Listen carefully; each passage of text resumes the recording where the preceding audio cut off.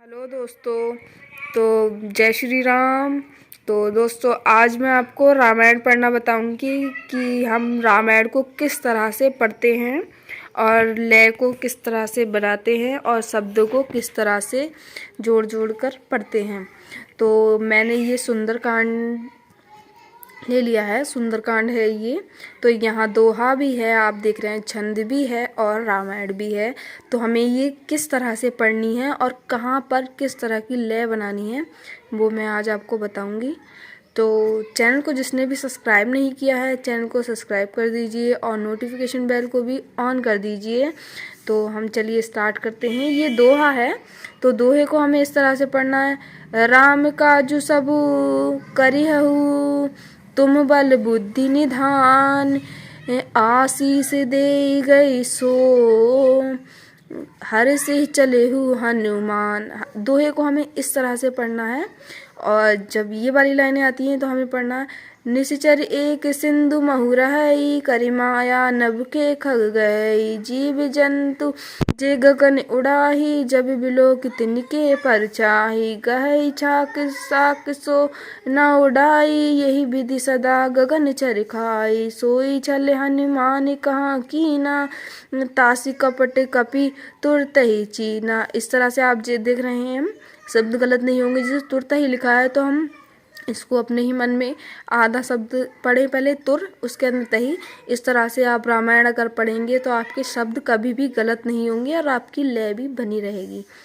तो ताहि मारे मारुत सुता बीरा, बरथि पार गयौ मत धीरा, तहाँ जाई देखी बान शोभा, गुंजत चंचरी मधुलोभा, नाना तरु फल फूल सुहाए, खग मृग वृंद देखी मन भाए, शैल विशाल देखी एक आगे, तापर धाई चढ़ऊ भय त्यागे।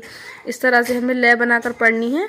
तो उमाना कछु कप के अधिकाई, जैसे अधिकाई है तो आप पहले अधि पर ध्यान डालें कि अधि है ये, फिर काई। इस तरह से आपकी लय भी खराब नहीं। अधिकाई रामायण में कहीं कहीं पर ज़्यादा लंबे शब्द आ जाते हैं तो हमें आधे आधे शब्दों को मन में ही कर लेना है, फिर पढ़ते चले जाना है। तो हमारी लय भी खराब नहीं होगी और हम शब्द को शुद्ध उच्चारण भी कर पाएंगे। प्रभु प्रताप जो काल ही खाई, गिरि पर चढ़ी लंकत ही देखी, कहीं न जाई अति दुर्ग विशेषी, अति उतंग जल निधि चहु पासा, कनक कोटि कर परम प्रकाशा। इस तरह से हमने ये लाइन पढ़ी है। अब हम छंद को पढ़ेंगे। छंद को हम किस लय में पढ़ते हैं आप देखिए। कनक कोटि विचित्र मुनि, कृत सुंदर तना घना, चहु हट्ट हट्ट सुबट्ट बीथी, चार पुर बहु विधि बना, गज बाज खच्चर निकर पदचर, रथ बरूथ निको गने बहु रूप निश्चर जूति, अति बल सेन बरनत नहीं बने। तो छंद को हमें इस लय में पढ़ना होता है। जैसे ये छंद है, फिर से।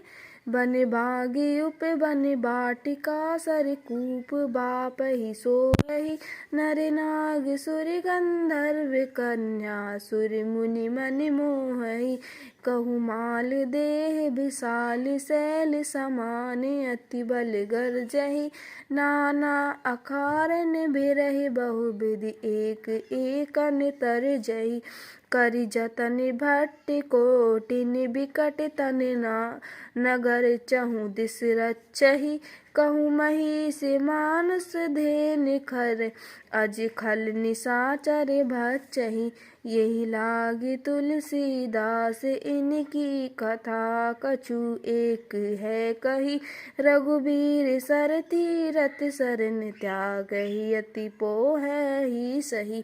इस तरह से हमें, मैंने आपको इस वीडियो में बताया कि हमें छंद की लय किस तरह से बनानी है और वैसी रामायण की लय हमें किस तरह से बनानी है और दोहा हमें किस तरह से पढ़ना है।